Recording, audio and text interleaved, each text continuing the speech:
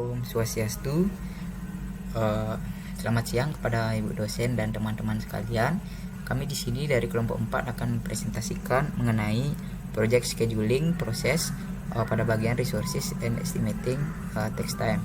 Dengan saya sendiri, Nova dengan NIM akhiran 028 dan teman saya Pandu dengan akhiran 024. Sumber daya atau resources adalah sarana yang merupakan kebutuhan untuk menjalankan proyek agar dapat mencapai tujuan dan sasaran proyek secara efektif dan efisien. Macam-macam sumber daya, ada sumber daya tenaga kerja atau atau manusia, kemudian ada peralatan atau mesin, bahan baku atau material, modal atau money, metode kerja atau metode, dan pasar atau market. Perencanaan sumber daya yang baik sesuai dengan kebutuhan logis proyek akan membantu pencapaian sasaran dan tujuan proyek secara maksimal. Kebutuhan sumber daya pada setiap proyek tidak selalu sama, tergantung pada skala dan tingkat keunikan proyek. Perencanaan sumber daya dapat dihitung dengan pendekatan matematis yang dapat menghasilkan tingkat penyimpangan yang minimal serta perkiraan yang mendekati kondisi sebenarnya. Ada beberapa aspek penting dalam menentukan alokasi sumber daya. Yang pertama, jumlah sumber daya yang tersedia dalam kebutuhan maksimal proyek. Selanjutnya ada kondisi keuangan untuk membayar sumber daya yang akan digunakan, produktivitas sumber daya, kemampuan dan kapasitas sumber daya yang akan digunakan, serta efektivitas dan efisiensi sumber daya yang akan digunakan. Sumber daya manusia. Pada materi ini kami akan berfokus pada sumber daya manusia, di mana sumber daya manusia merupakan elemen utama perusahaan dibandingkan dengan sumber daya lainnya, karena elemen sumber daya manusia inilah yang mengendalikan dari sumber daya yang lainnya. SDM yang mampu bekerja dan telah menginjak usia kerja disebut dengan tenaga kerja. Sumber daya manusia pada proyek ada dua macam, yaitu pekerja tetap dan tidak tetap. Tujuan ini dibedakan agar dapat mengelola dan mengatur kebutuhan SDM berdasarkan beban ekonomis perusahaan. Biasanya kebutuhan pekerja tetap atau pekerja tidak tetap itu jauh lebih banyak dibandingkan dengan pekerja tetapnya. Deskripsi pekerjaan proyek setiap SDM perlu diidentifikasi agar dapat berjalan sesuai dengan rencana dan aturan dari perusahaan. Produktivitas tenaga kerja. Dalam satu proyek konstruksi, salah satu hal yang menjadi faktor penentu keberhasilan adalah kinerja tenaga kerja yang akan mempengaruhi produktivitas. Produktivitas menggambarkan kemampuan tenaga kerja dalam menyelesaikan suatu kuantitas pekerjaan per satuan waktu. Produktivitas pada bidang konstruksi ini dapat dihitungkan dengan rumus P atau kuantitas pekerjaan yang dapat diselesaikan oleh seorang tenaga kerja perharinya sama dengan volume pekerjaannya dibagi dengan durasi pekerjaannya dikalikan dengan jumlah tenaga kerja yang digunakan. Di sini ada contoh perhitungannya untuk jenis pekerjaan pemasangan batu bata dengan volume dan tenaga kerja sebesar 4 orang dengan lama pelaksanaan sebesar 23 hari, maka kita dapat menghitung produktivitas tenaga kerjanya yang didapatkan hasil yaitu sebesar 1,154 meter kuadrat per hari per orang. Dalam perhitungan produktivitas ini ada faktor-faktor yang berpengaruh pada produktivitas, yaitu metode dan teknologi, yang terdiri dari faktor desain rekayasa, metode konstruksi dan sebagainya. Selanjutnya ada manajemen lapangan, terdiri dari faktor perencanaan dan penjadwal, tata letak lapangan, komunikasi lapangan dan sebagainya. Selanjutnya ada faktor lingkungan kerja yang terdiri atas faktor keselamatan kerja, lingkungan fisik, kualitas pengawasan dan sebagainya. Dan yang terakhir ada faktor manusia, tingkat upah pekerjaan, kepuasan kerja, pembagian keuntungan dan hubungan kerja antara mandor dan pekerja. Nah, dalam penentuan tenaga kerja tersebut ada perencanaan waktu pelaksanaan dan penggunaan tenaga kerja. Sebelum proyek konstruksi dilaksanakan, perlu direncanakan waktu dan jumlah tenaga kerja yang dibutuhkan untuk menyelesaikan proyek tersebut. Perencanaan penggunaan jumlah tenaga serta waktu pelaksanaan yang tepat dapat meminimalisir penggunaan biaya sehingga dapat menghasilkan keuntungan bagi seorang kontraktor. Nah, di sini ada rumus yang dapat digunakan untuk menentukan lama pekerjaan, yaitu T sama dengan K atau koefisien tenaga kerja dalam analisis harga satuan dikalikan dengan volume pekerjaannya dibagi dengan jumlah tenaga kerjanya. Di sini ada contoh perhitungannya. Untuk volume pekerjaan 106,236 meter kuadrat dengan jumlah tenaga kerja sekian dan koefisien tenaga kerja per masing-masing tenaga kerja sekian dan dijumlahkan yaitu sebesar 0,88 OH, kita bisa dapatkan lama waktu pekerjaan yang dapat diselesaikan oleh tenaga tersebut yaitu selama 23 hari. Nah, untuk menghitung jumlah tenaga kerjanya juga bisa kita hitung berdasarkan rumus yang tadi, tinggal kita ganti-ganti saja. Misalnya di sini ada contoh volume pekerjaan pada pondasi adalah 16 meter kuadrat dan direncanakan selama 8 hari, maka hitunglah jumlah pekerja yang dibutuhkan. Dengan menggunakan rumus ini kita bisa mendapatkan hasilnya, yang didapatkan jumlah pekerja yang dibutuhkan yaitu sebesar 3 orang. Selanjutnya ada penjadwalan proyek. Penjadwalan menentukan kapan aktivitas-aktivitas dimulai, ditunda, dan diselesaikan sehingga pembiayaan dan pemakaian sumber daya akan disesuaikan waktunya menurut kebutuhan yang ditentukan. Nah, semua kegiatan dalam suatu proyek ini dihubungkan berdasarkan hubungan yang logis sehingga membentuk suatu jaringan kerja atau network diagram yang berisi lintasan-lintasan peristiwa dan kegiatan. Pada saat ini teknik penjadwalan yang umum digunakan adalah bar chart dengan kurva S. Yang kedua adalah network planning dengan jaringan kerja, di mana jaringan kerja ini terbagi menjadi activity on arrow dan activity on node. Pada presentasi kali ini kami hanya membahas mengenai bar chart dengan kurva S saja, karena pada presentasi sebelumnya metode jaringan kerja telah dibahas oleh kelompok 3. Untuk bar chart itu sendiri, bar chart pertama kali dikembangkan oleh Henry L. John sehingga sering juga disebut dengan John chart, adalah suatu diagram yang terdiri dari batang-batang yang menunjukkan saat dimulai dan saat selesai yang direncanakan untuk kegiatan-kegiatan pada suatu proyek. Penggambaran bar chart terdiri dari kolom dan baris. Pada kolom tersusun urutan kegiatan yang disusun secara berurutan, sedangkan pada baris menunjukkan periode waktu yang dapat berupa hari, minggu, ataupun bulan. Nah, perincian yang terdapat pada bar chart adalah pada sumbu horizontal X tertulis satuan waktu, misalnya hari, minggu, bulan, dan sebagainya. Waktu mulai dan akhir suatu kegiatan tergambar dengan ujung kiri dan kanan balok dari kegiatan yang bersangkutan. Pada sumbu vertikal atau Y dicantumkan kegiatan atau aktivitas proyek dan digambar sebagai balok. Perlu diperhatikan urutan antara kegiatan satu dengan yang lainnya meskipun belum terlihat hubungan ketergantungan antara satu dengan yang lainnya. Format penyajian bar chart yang lengkap berisi perkiraan urutan pekerjaan, skala waktu, dan analisis kemajuan pekerjaan pada saat pelaporan. Jika bar chart atau bagan balok dibuat berdasarkan jaringan kerja AOA, maka yang pertama kali digambarkan atau dibuat baloknya adalah kegiatan kritis, kemudian dilanjutkan dengan kegiatan non kritis.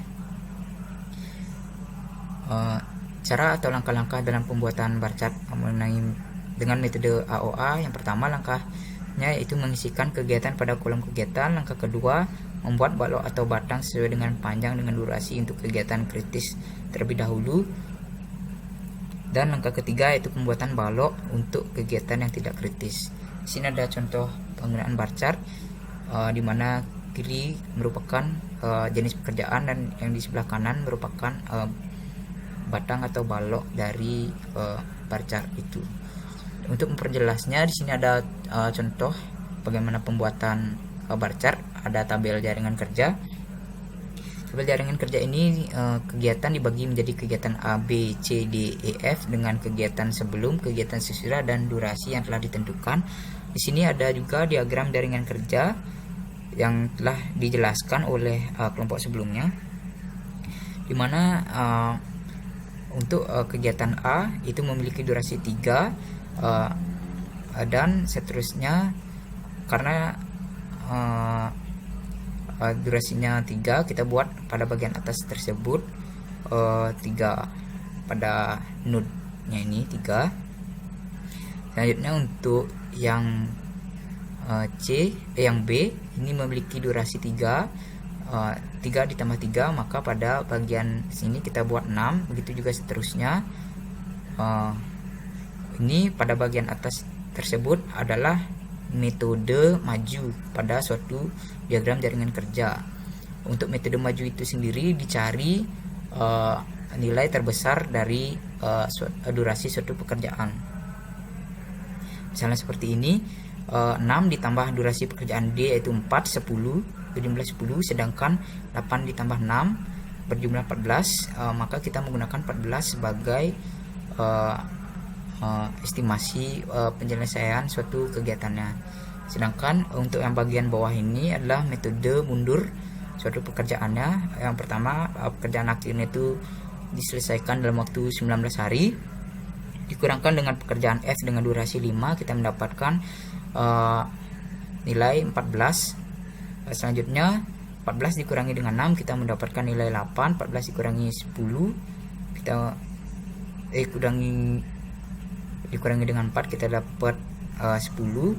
Selanjutnya pada bagian sini untuk metode jarum mundurnya kita pilih nilai yang terkecil dalam menyelesaikan suatu proyek.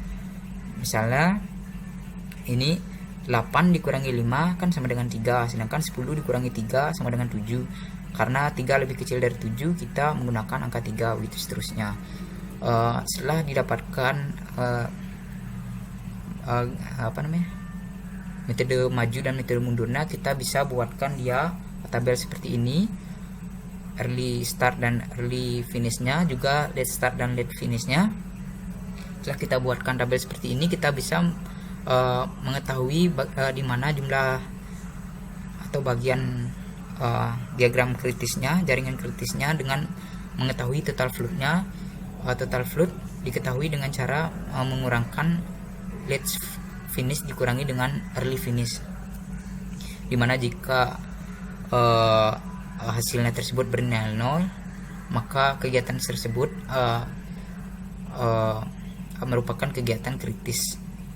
Jadi kegiatan kritis pada diagram tersebut ada pada kegiatan A, C, E, dan F. Setelah kita mengetahui hal tersebut, kita membuat bar chartnya dengan cara sebagai berikut. Pertama, kita buat kegiatannya dan durasinya. Selanjutnya kita membuat kolom-kolomnya. Kolom yang merah merupakan kolom kegiatan kritis, yang kuning merupakan kegiatan non kritis. Kita tinggal buat saja. Misalnya kegiatan A memiliki durasi 3. Ini dimulai dari 0 kegiatan atau 0 hari kegiatan, hari pertama kegiatan sampai dengan hari ketiga. Maka kita blok saja dan kita warnai saja baloknya sebesar 3 hari, begitu juga seterusnya. Selanjutnya ada kurva S. Kurva S adalah hasil plot dari bar chart, bertujuan untuk mempermudah kegiatan-kegiatan yang masuk dalam suatu jangka waktu pengamatan proses pelaksanaan proyek. Kurva S dapat menunjukkan kemampuan proyek berdasarkan kegiatan, waktu, dan bobot pekerjaan yang direpresentasikan sebagai persentase kumulatif dari seluruh kegiatan proyek. Berikutnya ada langkah-langkah pembuatan kurva S. Yang pertama yaitu mencari persentase bobot biaya setiap pekerjaan, di mana persentase bobotnya sama dengan volume dikali dengan harga satuan pekerjaan per biaya total pekerjaannya dikali 100%. Yang kedua, membagi persentase bobot biaya pekerjaan pada durasi. Yang ketiga, menyumbangkan persentase bobot biaya pekerjaan pada setiap lajur waktu. Yang keempat, membuat kumulatif dari persentase bobot biaya pekerjaannya pada lajur persentase kumulatif bobot biaya. Yang kelima, membuat kurva S berdasarkan persentase kumulatif bobot biaya.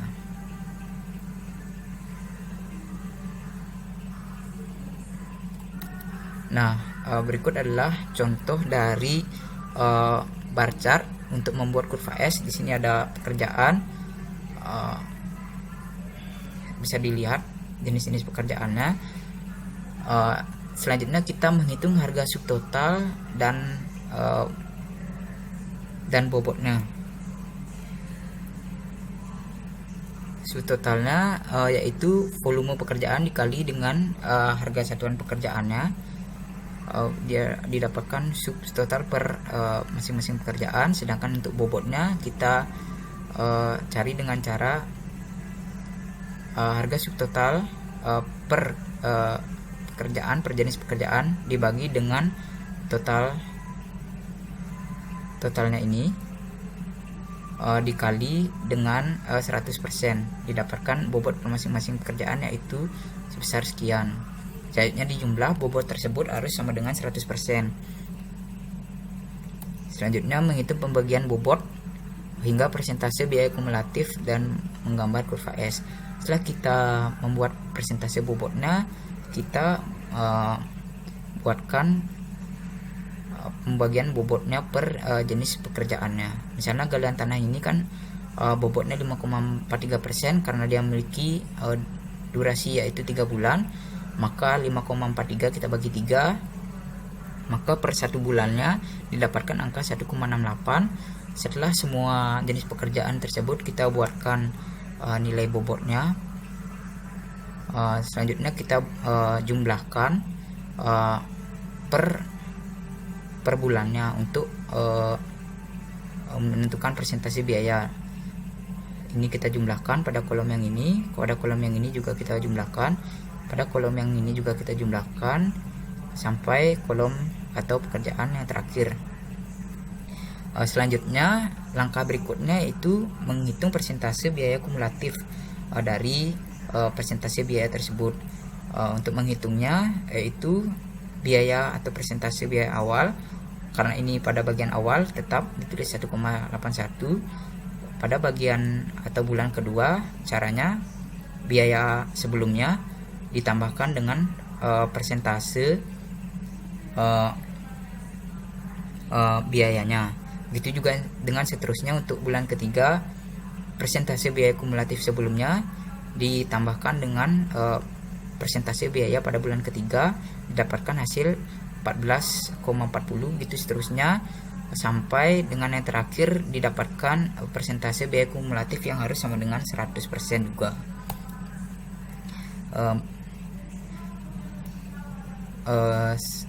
Setelah itu dari persentase biaya kumulatif itu kita bisa membuat kurva S-nya.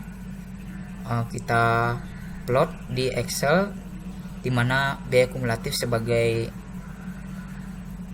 sumbu horizontalnya dan vertikalnya, yaitu jangka waktu pelaksanaannya atau waktu penjadwalannya. Didapatkan kurva S seperti berikut. Demikian presentasi yang dapat saya sampaikan. Selanjutnya akan dilanjutkan oleh teman saya. Terima kasih. Terima kasih atas waktu yang telah diberikan kepada saya. Perkenalkan, saya Gede Pandu Putra dengan NIM 18055-11024. Saya akan melanjutkan presentasi dari Nova. Di sini saya akan jelaskan tentang estimating task time atau perkiraan waktu tugas. Perkiraan waktu tugas yaitu perkiraan realistis dari waktu yang dibutuhkan untuk melakukan setiap aktivitas proyek yang merupakan prasyarat untuk analisis yang bermakna. Tujuan dalam peroleh perkiraan waktu itu harusnya untuk mendapatkan perkiraan yang paling realistis. Adapun masalah dalam perkiraan waktu itu ada dua. Yang pertama, banyak orang yang berpengetahuan tapi tidak selalu yang paling objektif. Kemudian, proyek harus direncanakan sebelum dilaksanakan dan karena itu mengandung unsur ketidakpastian dan resiko. Setelah semua aktivitas diperkirakan, proses manajemen proyek selanjutnya adalah menyusun jadwal proyek yang realistis berdasarkan aktivitas-aktivitas yang sudah didefinisikan serta estimasi waktu aktivitas. Dalam estimating task time itu ada dua komponen utama. Yang pertama, deterministic task duration atau durasi tugas deterministik. Model perencanaan proyek deterministik mengasumsikan bahwa durasi kegiatan bisa diperkirakan dengan pasti. Kebanyakan model yang dipelajari dalam bab subkuat akan melakukan asumsi bahwa durasi aktivitas diperoleh sebagai hasil dari satu waktu proses estimasi yang memperoleh min atau waktu rata-rata untuk aktivitas yang harus dilakukan. Model lain mengasumsikan bahwa skenario alternatif adalah tersedia untuk pelaksanaan aktivitas jaringan berdasarkan waktu atau biaya, timbal balik waktu atau sumber daya. Dalam deterministic task duration atau durasi tugas deterministik ada dua komponen, yaitu yang pertama single time estimate atau estimasi satu kali. Dalam hal ini, perkiraan waktu yang dibuat untuk aktivitas adalah min atau waktu rata-rata yang harus dilakukan aktivitas. Durasi aktivitas dinyatakan dalam unit seperti hari kerja, jam atau minggu, daripada ukuran usaha disesuaikan dalam unit hari orang. Kemudian komponen yang kedua itu ada execution scenario and trade-off atau skenario eksekusi dan kebenaran. Alih-alih kerja dengan perkiraan waktu tunggal dengan asumsi bahwa sebuah aktivitas hanya bisa dijalankan dengan mode tunggal yang dilakukan oleh durasi dan alokasi sumber daya tetap. Beberapa kemungkinan skenario eksekusi dapat ditentukan. Setiap mode mencerminkan layak untuk menggabungkan durasi aktivitas dan alokasi sumber daya. Seleksi dari mode eksekusi dan durasi aktivitas yang dilakukan kemudian dibiarkan fase penjadwalan. Kemudian yang kedua itu ada dealing with uncertainty atau berurusan dengan ketidakpastian, yaitu penggunaan perkiraan waktu tunggal dari durasi aktivitas tata lengkap yang mengabaikan peluang yang terkait dengan pelaksanaan kegiatan proyek. Dalam dealing with uncertainty terdapat 3 hal penting harus dipahami. Itu yang pertama, stochastic activity duration atau durasi aktivitas stokastik model PRT. Berkaitan dengan durasi aktivitas, model PRT membuat angka asumsi mendasar, yaitu yang pertama, aktivitas proyek bersifat independen atau bersifat mandiri. Jadi mengasumsikan durasi itu perkiraan harus dibuat secara independen dari apa yang mungkin terjadi di negara lain. Kegiatan dalam proyek yang pada akhirnya dapat mempengaruhi ketersediaan sumber daya yang digunakan untuk aktivitas yang dimaksud. Kemudian yang kedua, ada fungsi kepadatan probabilitas atau DDF, yaitu DU. Dari DU, variabel acak menunjukkan durasi aktivitas U dapat diperkirakan oleh beta distribusi, yaitu DF dalam kurung DU sama dengan K dalam kurung DU min A pangkat A kali dalam kurung B min DU pangkat beta. A lebih kecil sama dengan DU lebih kecil sama dengan B. Kemudian yang ketiga, rata-rata fungsi kepadatan beta atau nilai min dari fungsi kepadatan beta dapat didekati dengan rumus E dalam kurung DU sama dengan AU plus 4MU plus BU dibagi 6 dan varian oleh FAR dalam kurung DU sama dengan BU min KU pangkat 2 dibagi 36. Kemudian kepadatan beta standar dengan parameter A lebih besar min 1 dan beta lebih besar min 1 untuk variabel acak X diberikan oleh Fx alpha, beta sama dengan R dalam kurung A plus beta, alpha plus beta plus 2 dibagi R sama dengan R dalam kurung alpha plus 1 kali R dalam kurung beta plus 1 kali X pangkat alpha kali dalam kurung 1 min X pangkat beta. Kemudian diketahui dengan baik bahwa min varian dan model dari X adalah min E sama E dalam kurung X sama dengan alpha plus 1 dibagi alpha plus beta plus 2. Untuk varian FAR dalam kurung X sama dengan dalam kurung alpha plus 1 kali beta plus 1 dibagi dalam kurung alpha plus beta plus 2 pangkat 2 dikali alpha plus beta plus 3. mode adalah sama dengan mode dalam kurung X sama dengan M sama dengan alpha sama dengan alpha dibagi A plus beta. Kemudian yang kedua itu ada stochastic activity duration.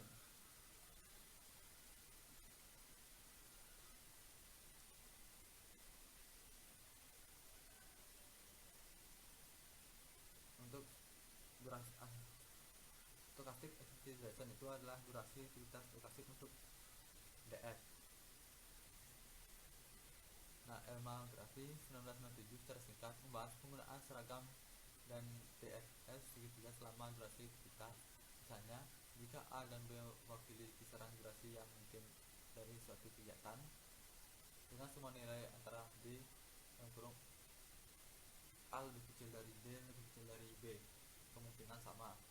Distribusi seragam selama interval tertutup A, B mungkin cukup seperti yang ditunjukkan oleh gambar berikut. Nomor itu adalah gambar seragam DF untuk durasi aktivitas.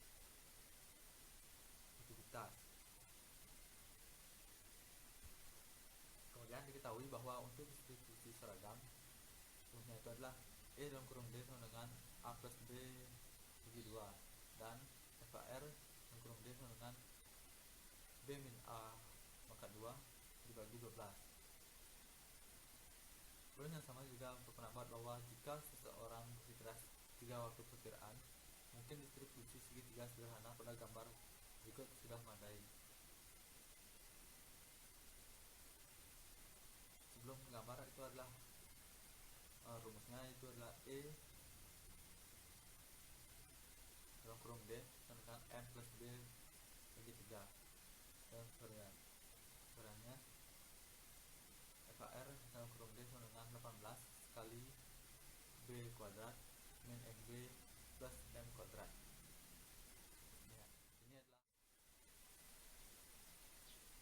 Ya, ini adalah segitiga gambar DF segitiga untuk durasi kegiatan. Asma pada tahun 1969 pernah merekomendasikan penggunaan distribusi gamma dengan fungsi kepadatan berikut adalah rumusnya F dalam kurung D sama dengan dalam kurung gamma pangkat A dibagi R pangkat dalam kurung alpha dikali D min A pangkat alpha min 1 dikali E pangkat min gamma kali D min A. D lebih besar sama dengan A. Nah, kemudian yang ketiga itu ada uji activity duration atau durasi aktivitas uji. Karena keunikan beberapa jenis proyek, data historis tentang durasi aktivitas sering tidak tersedia. Akibatnya, kemungkinan distribusi untuk durasi tidak diketahui, seperti durasi aktivitas yang diperkirakan oleh ahli. Terkadang, dalam keadaan unik, proyek manajemen sering diharapkan pada pernyataan menghakimi yang tidak jelas dan tidak tepat. Misalnya, durasi suatu kegiatan jelas lebih dari 2 hari dan kurang dari 5 hari, sekitar 3 hari biasanya. Dalam situasi seperti ini, yang melibatkan ketidaktepatan kepada ketidakpastian, pendukung penggunaan uji menolak penggunaan estimasi probabilitas dan merekomendasikan penggunaan bilangan uji untuk verifikasi pemodelan. Mungkin segitu yang bisa saya sampaikan. Mohon maaf bila ada yang kurang jelas, bisa ditanyakan nanti. Sekian dari kelompok kami.